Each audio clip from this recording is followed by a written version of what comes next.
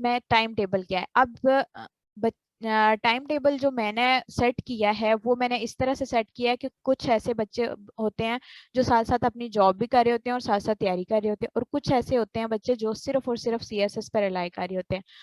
अब हम ये नहीं कह सकते कि कौन सीएसएस इस बेस पे कर सकता है कि जो सिर्फ और सिर्फ इस पे कंसिस्टेंट हो, या जो सिर्फ और सिर्फ या जॉब के साथ कर रहा हो। हम इस तरह से नहीं निकाल सकते हैं। क्यों? क्योंकि सीएसएस जो है वो टाइम तो मांगता है लेकिन कंसिस्टेंसी भी मांगता है। एक बच्चा जिसने आज फुल पोटेंशियल के साथ पढ़ लिया है और हफ्ता उसने नहीं पढ़ा, तो या वो बच्चा जो थोड़ा थोड़ा करके हर एक हफ्ता लगा के पढ़ता है, तो कौन ज्यादा जो है वो काम करेगा? वही जो आहिस्ता आहिस्ता पढ़ के एक हफ्ता लगातार पढ़ रहा है, तो वो ज्यादा बेहतर काम करेगा एज कम्पेयर टू वो जो एक दिन में पढ़ के जो है वो कहेगा कि भाई मैंने तो पढ़ लिया, अब हफ्ता मैं रेस्ट करूंगा।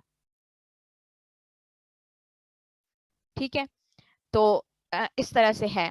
तो मतलब कंसिस्टेंसी होनी चाहिए। तो जो जॉब वाले स्टूडेंट्स हैं वो इस तरह से करें कि अगर उनकी मैक्सिमम आपकी जॉब 8 आवर्स की होनी चाहिए, इससे ज्यादा ओवर टाइम आपने नहीं लगाना। क्यों? क्योंकि इससे आप जब स्टडी कर रहे होते हैं तो उसके लिए आपको रेस्ट की भी जरूरत होती है, उसके साथ आपको रिफ्रेशमेंट की भी जरूरत होती है। तो वो टाइम आपका कम जो है वो बचता है। तो आपकी जॉब जो है वो इस तरह से हेक्टिक नहीं होनी चाहिए। 8 आवर्स की मतलब ये कि 8 आवर्स में लगातार अगर काम करते रहेंगे तो फिर तो ऑब्वियस बात है आपका स्लीप आवर्स भी बढ़ जाएंगे और आपका जो रिफ्रेशमेंट टाइम है वो भी बढ़ जाएगा। तो 8 आवर्स की जॉब के साथ वो स्टूडेंट कर सकते हैं जिनकी जॉब इतनी हेक्टिक नहीं है। जॉब के बाद फिर उसके बाद उनका जो स्लीप टाइम है वो 6 आवर्स होना चाहिए। फिर उसके बाद ये है कि वो 2 आवर्स की रिफ्रेशमेंट में वो नमाज, वो एक्सरसाइज, खाना वगैरह, मतलब इस तरह से। तो रिफ्रेशमेंट के लिए उनका टाइम इस तरह से मैनेज होना चाहिए। ठीक है। अब ये है कि हर बच्चे का स्केड्यूल अपना अपना होगा, आपने इसको देखते हुए अपना अपना टाइम टेबल बना लेना है। और 8 8 आवर्स की उसकी स्टडी होनी चाहिए और हर डेली बेसिस पे होनी चाहिए। अगर डेली बेसिस पे वो 8 आवर्स लगा रहा है तो मैं समझती हूँ कि उसके लिए कोई मुश्किल काम नहीं है, वो आराम से कर सकता है।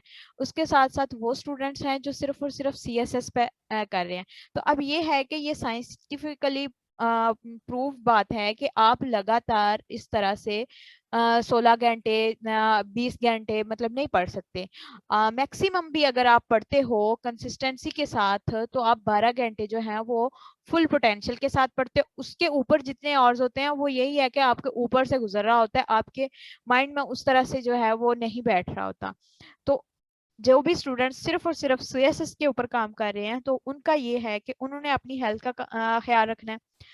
सोना 8 आवर्स के लिए है और रिफ्रेशमेंट के लिए उन्होंने 4 घंटे निकालने हैं। इसमें वो ये है कि वो अपने होम बेस्ड एक्टिविटीज कर सकते हैं, आउटडोर एक्टिविटीज कर सकते हैं, और मतलब डिफरेंट एक्टिविटीज कर सकते हैं।